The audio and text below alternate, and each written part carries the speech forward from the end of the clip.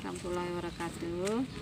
Saya Diana Octavianis, mahasiswi PPG tahun 2022 UIN Bukit Tinggi dengan NIM 21121514. Hari ini saya sedang melaksanakan PPL 2 RPP 3. Mari kita saksikan bersama-sama.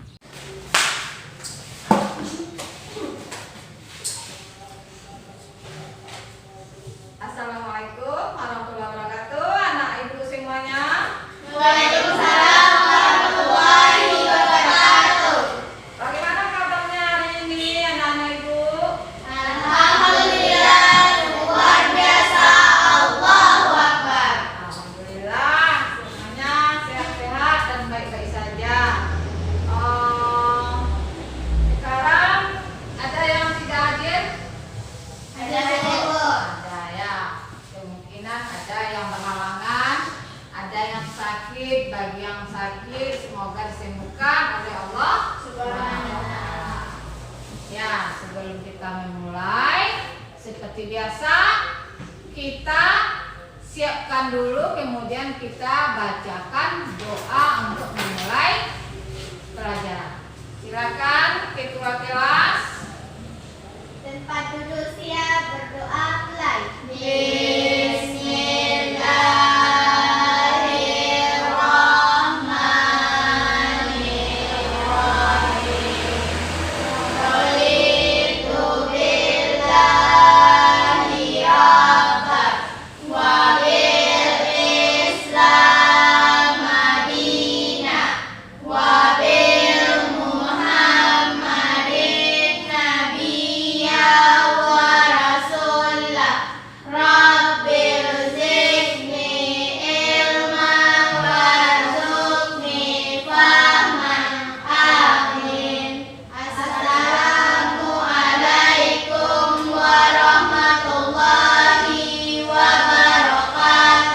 Waalaikumsalam warahmatullahi wabarakatuh. Jadi setelah kita bacakan tadi doa memulai pelajaran, marilah kita mendengarkan ayat suci atau ayat pendek yang akan dipimpin oleh Siva ya. Ya, Siva. Silakan Siva. Bismillahirrahmanirrahim. Qul huwallahu ahad, Allahus samad, lam yalid wa lam yulad wa lam yakul lahu kufuwan ahad. Ya. Jadi apa tujuannya kita mendengar ayat Al-Qur'an? Supaya hati dan pikiran kita menjadi lebih tenang menerima pelajaran. Ya, sebelum kita mulai materi kita, kemarin sudah kita mulai dari awal. Yang pertama sekali mengenai pengertian taharoh, macam-macam taharoh. Yang kedua kemarin tentang praktek apa itu bacaan doa wudhu dan mandi wajib.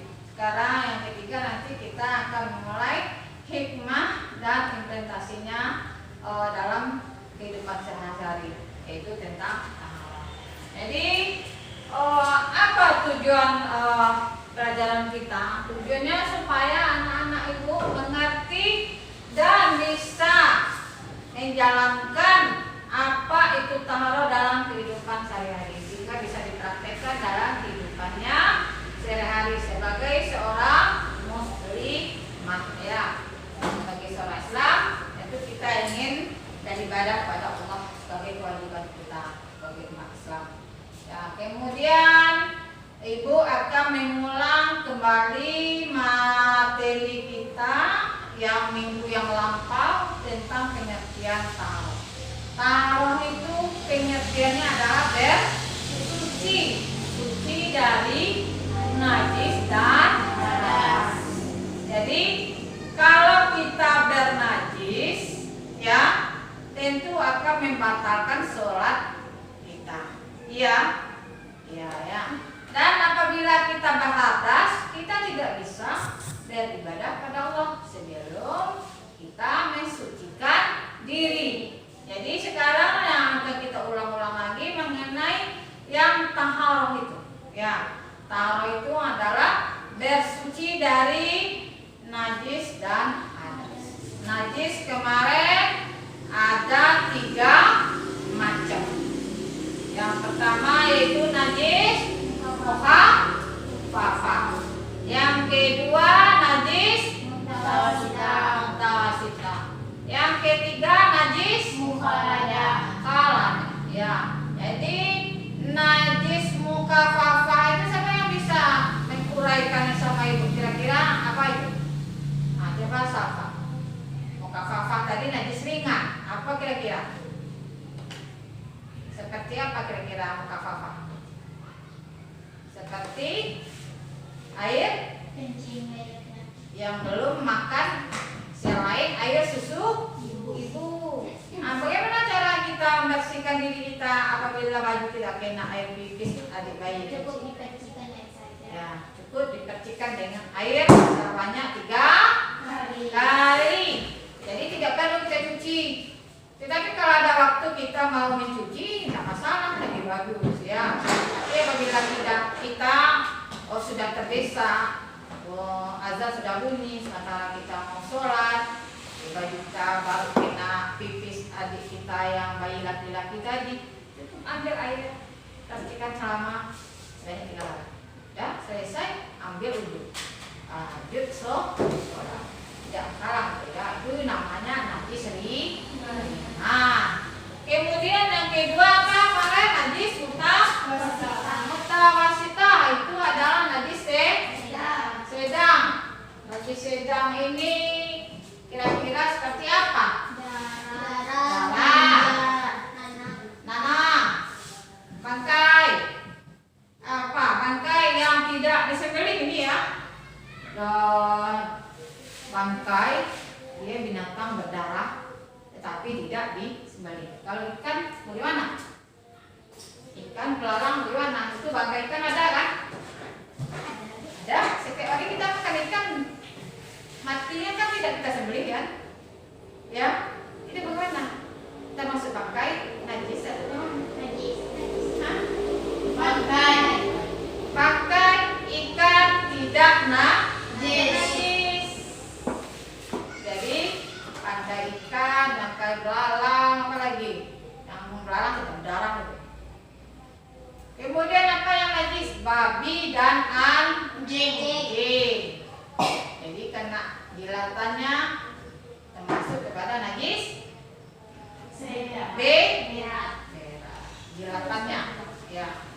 Kemudian yang termasuk najis tadi apa lagi? Apa lagi? Darah ya, nanah, bangkai, anjing, babi. Apa lagi? Ada lagi apa yang termasuk najis lagi? Sesuatu yang keluar dari kubur dan seperti apa? Air pipis atau air kencing. Apa lagi? Buang air besar. Sekarang singkat dengan apa? BAB. Nah, itu ya. Itu yang masuk jenis-jenis najis. Tadi sudah masuk kepada najis sedang. Sekarang yang ketiga najis berat. Apa namanya? Mukhalladah ini adalah najis berat. Apa sarana untuk membersihkannya? Dengan apa? Coba Luzi. Membasuh dengan air dicampur dengan tanah. Dibasuh sebanyak 7 Kali. Salah satunya dicampur dengan tanah. Itu yang dimaksud dengan najis, membersihkan najis berat. Ya. Jadi sudah sampai di situ kemarin. Sekarang masuk kepada materi kita yang kedua kemarin, yaitu mengenai bacaan niat kita berwudu.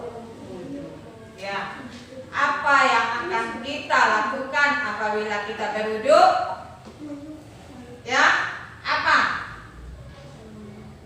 Yang pertama sekali kita akan membacakan niat. Niat ini dibacakan, boleh dikeraskan, boleh di dalam hati. Ya, jadi niatnya kemarin niat wudu.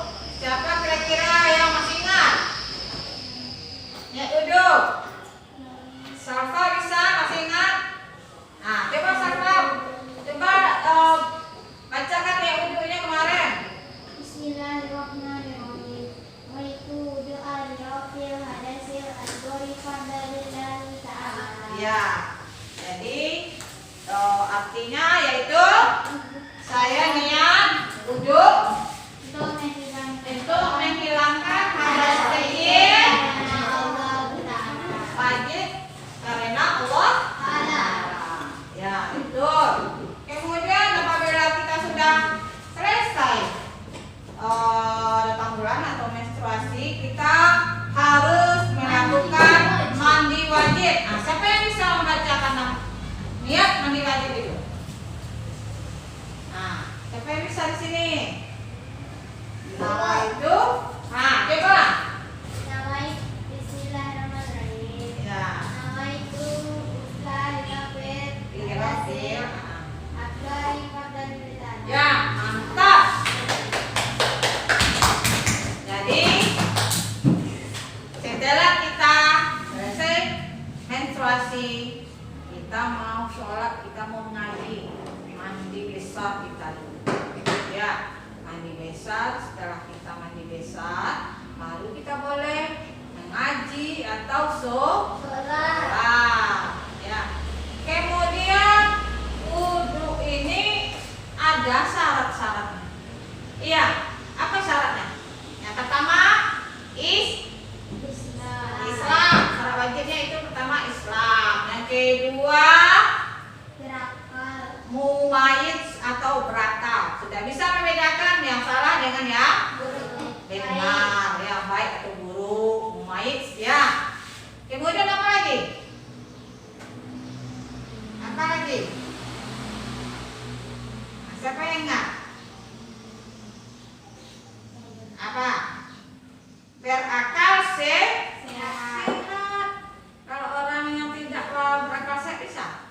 Tidak ya. Nah, kemudian apa lagi? Apa lagi? Siapa yang ingat? Anak ibu? Ada yang ingat? Pertama sekali Islam, orang Islam. Kalau orang tidak Islam tidak wajib baginya untuk berwudu. Kemudian dia mumayyiz atau sudah tahu membedakan yang baik dengan yang buruk. Kemudian apa?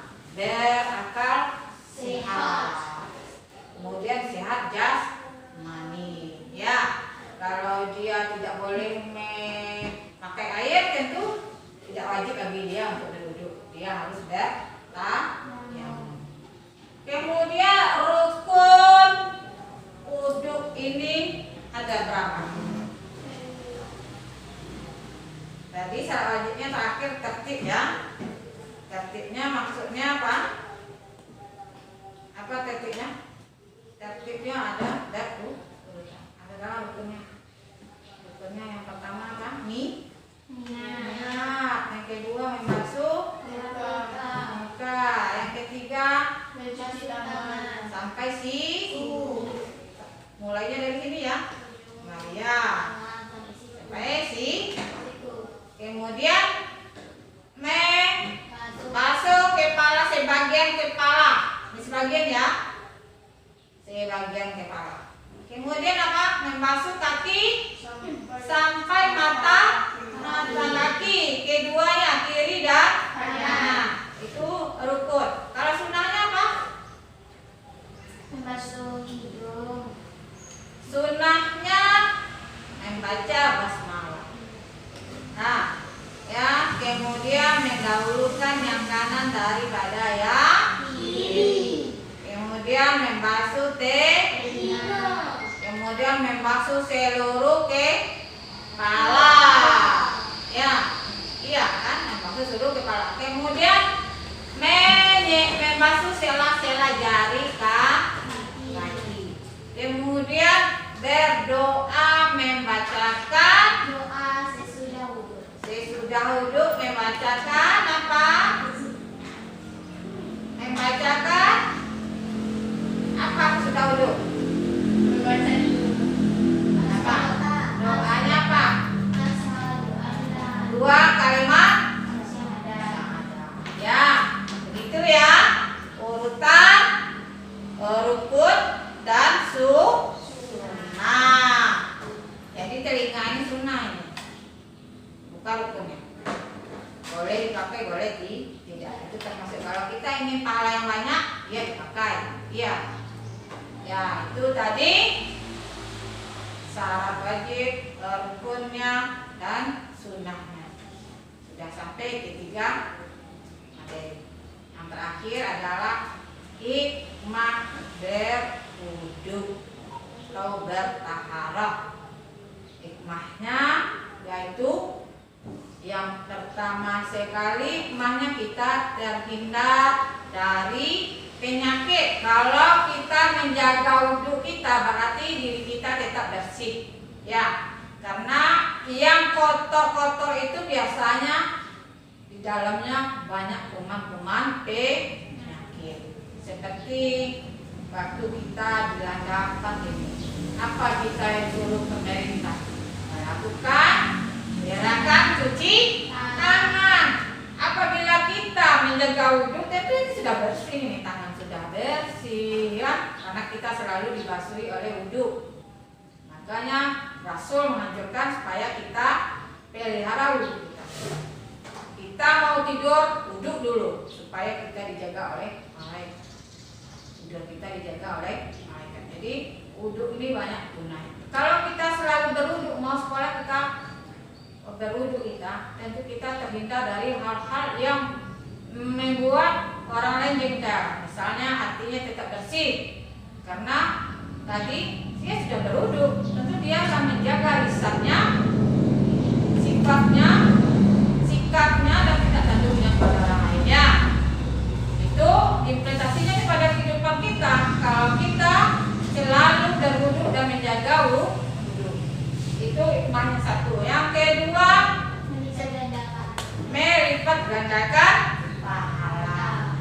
Kemudian yang ketiga, kata Rasulullah, kalau kita selalu berwudhu, kelak di akhirat, apabila kita sudah dibangkitkan dari kematian, itu wajah kita akan selalu bercahaya, karena wajahnya selalu berwudhu, ya. Kemudian yang ketiga, Rasul juga mengatakan kebersihan sebagian dari iman.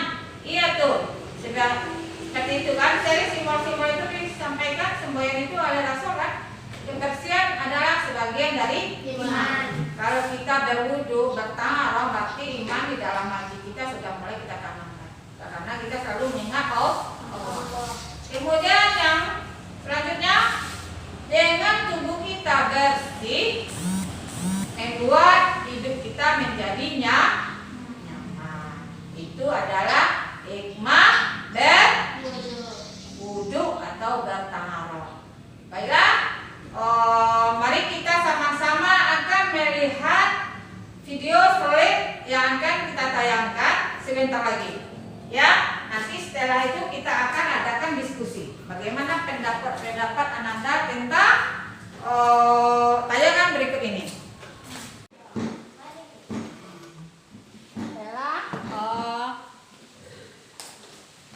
Mari kita lihat ke depan.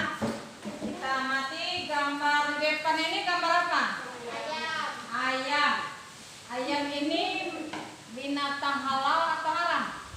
Halal. Jadi sekarang akan kita amati dan kita pelajari mengenai tahi ayam.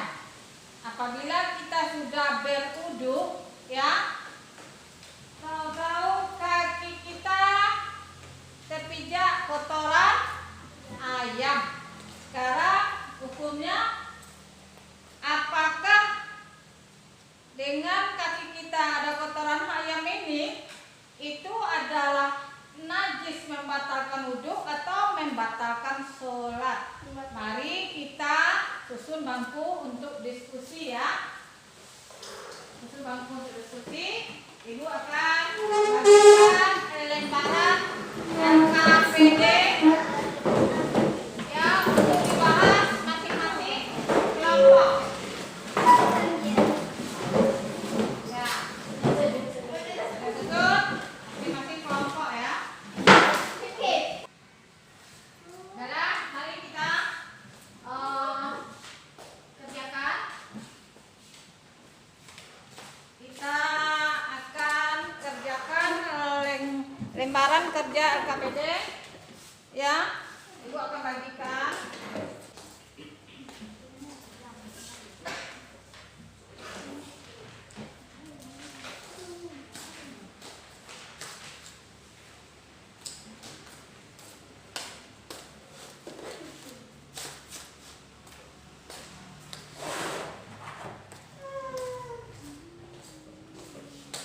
Mari kita sama-sama mendengarkan dulu ya tayangan dari video ini. Nanti baru anak-anak ibu akan memberikan pendapatnya ya.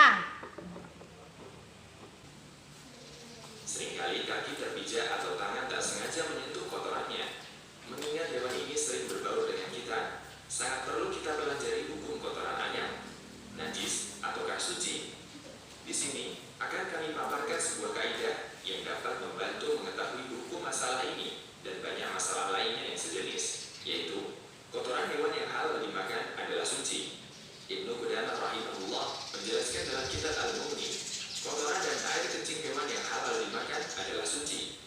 Dalam Fatwa Lajnah Daimah atau Komite Fatwa Kerajaan Saudi Arabia diterangkan, air seni hewan yang halal dimakan hukumnya suci. Kalau dipergunakan pada badan karena suatu kebutuhan, tidaklah mengapa sholat dalam kondisi demikian. Fatwa Lajnah Daimah. Artinya, kotoran hewan yang haram dimakan hukumnya najis, mengikuti hukum dagingnya yang haram dimakan.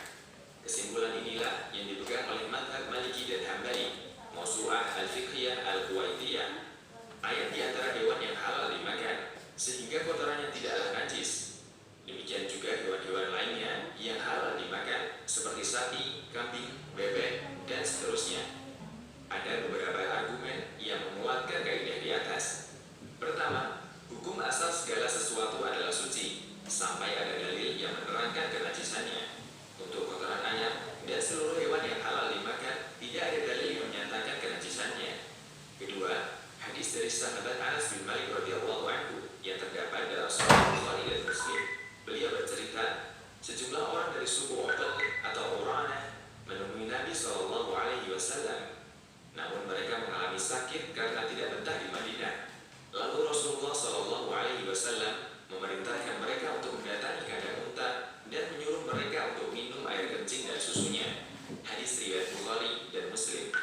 Tidak mungkin Nabi SAW menyarankan obat dari barang yang najis. Ketiga, masih keterangan dari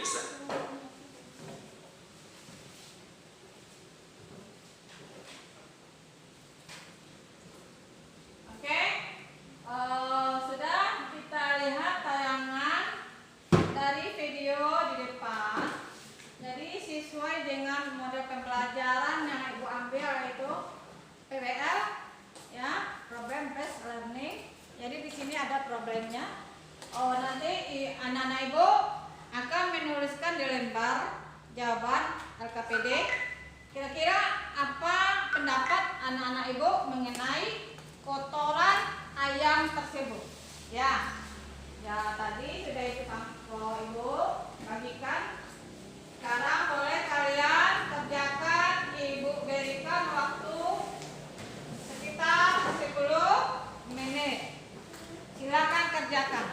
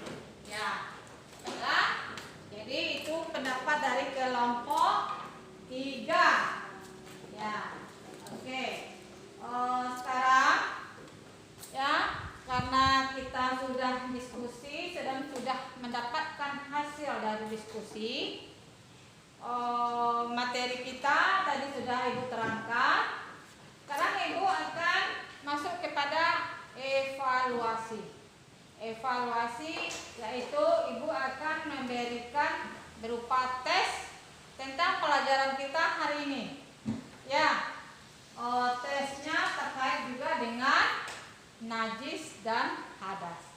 Sekarang yang akan ibu berikan pertanyaannya yaitu bagaimana cara membersihkan najis ringan, najis sedang atau mutawasita dan najis berat. Jadi ketiga pertanyaan itu yang akan Ananda jawab. Silakan dijawab. Bagi yang sudah selesai nanti boleh dikumpulkan ke depan. Sudah? Silakan.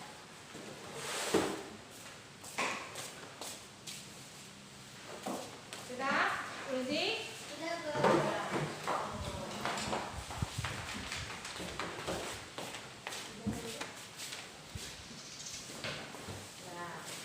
Oke, sudah dikumpulkan semua.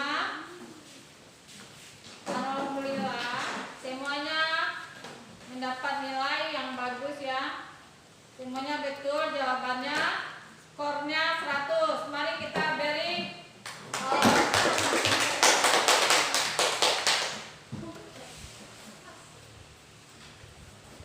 ya, itu skor dari kawan-kawan yang lain. Ternyata semua memahami tentang najis ringan, najis berat dan najis sedang.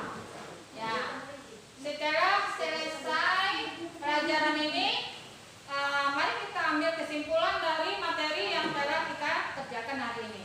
Siapa yang bisa membacakan kesimpulan materi itu? Boleh? Silakan. Kesimpulan dari saya yang pertama, orang yang hidup bersih akan terhindar dari segala macam penyakit. Ya. Yang kedua, orang yang menjaga wudhu akan bersinar wajahnya kelak saat dibangkitkan. Ya. Yang ketiga, dapat dijadikan sarana mendekatkan diri kepada Allah. Ya. Yang keempat, Rasul mengatakan kebersihan sebagian dari iman. Ya. Dan yang terakhir, kebersihan akan membuat kita menjalani hidup lebih nyaman. Ya, itu tadi kesimpulan yang telah disimpulkan oleh Salva. Alhamdulillah sudah sampai kepada kesimpulannya. Kemudian Ibu menanyakan tanggapan anak Ibu tentang materi hari ini. Bagaimana menurut kalian? Kira-kira bagaimana pendapatnya? Materi hari ini siapa yang bisa menyampaikan pendapat dia sendiri? Bagaimana kira-kira dengan adanya video pembelajaran yang kita amati? Siapa yang bisa menyampaikan? Nada bagaimana?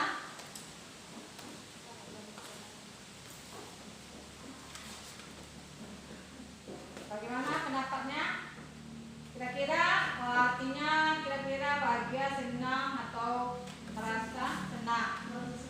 Ya, karena dengan adanya video pembelajaran ini akan lebih menguatkan kita untuk mengingat pelajaran hari ini. Ya, oke anak-anak Ibu, karena materinya sudah habis. Untuk PR di rumah nanti Ananda cari kira-kira ya apa penyebab yang membatalkan wudhu kita ya, dan apabila ada yang menyebabkan kotoran di baju atau bagaimana tanggapan Ananda, nanti tulis di rumah sebagai PR di rumah. Sebelum itu tutup ya, mari sama-sama kita panjatkan syukur alhamdulillah kepada Allah SWT karena telah diberi kesempatan hari ini kita belajar bersama. Mari kita ucapkan alhamdulillah.